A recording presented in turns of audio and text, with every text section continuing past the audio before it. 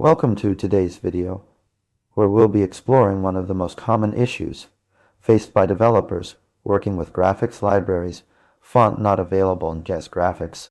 If you're a game developer or a programmer who works with graphical user interfaces, chances are you've encountered this error at some point. In this video, we'll delve into the reasons behind this issue and provide a step-by-step explanation of how to resolve.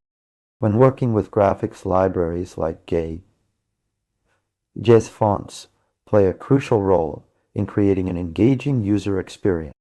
However, when the font you're trying to use is not available, it can lead to frustration and delays in your project timeline.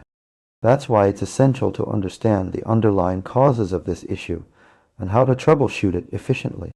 In this video, we'll cover the key concepts related to fonts and ggez graphics, discuss the common reasons behind font unavailability, and provide a detailed explanation of the steps involved in resolving this issue.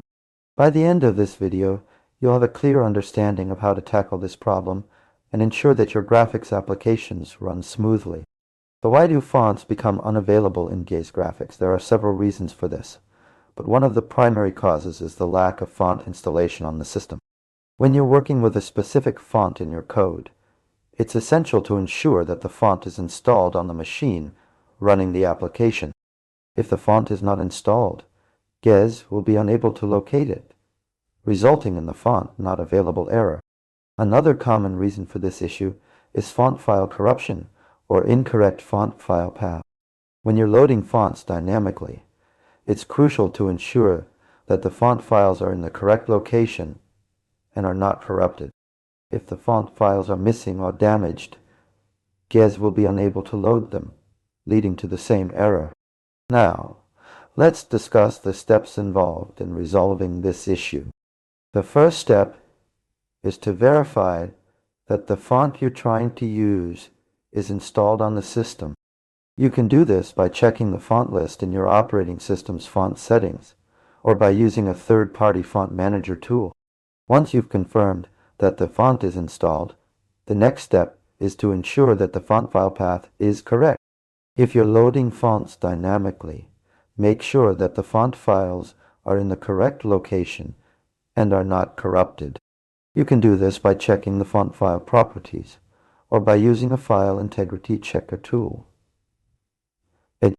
If you verified that the font is installed and the font file path is correct, but you're still encountering the issue, it's likely due to a font cache problem. In some cases, ggez may not update its font cache correctly, leading to the font not available error. To resolve this, you can try clearing the font cache or restarting your application. To summarize, the key points discussed in this video are: fonts play a crucial role in creating an engaging user experience in graphics applications. The font not available error in ggez graphics is often caused by font installation issues, font file corruption, or incorrect font file path. To resolve this issue, verify that the font is installed on the system and ensure that the font file path is correct. If you've verified the font installation and file path, try clearing the font cache or restarting your application. The font not available error in ggez graphics can be a frustrating issue to deal with, but by understanding the underlying causes and following the steps outlined in this video, you should be able to resolve it efficiently. If you have any questions or need further clarification on any of the points discussed, please leave a comment below.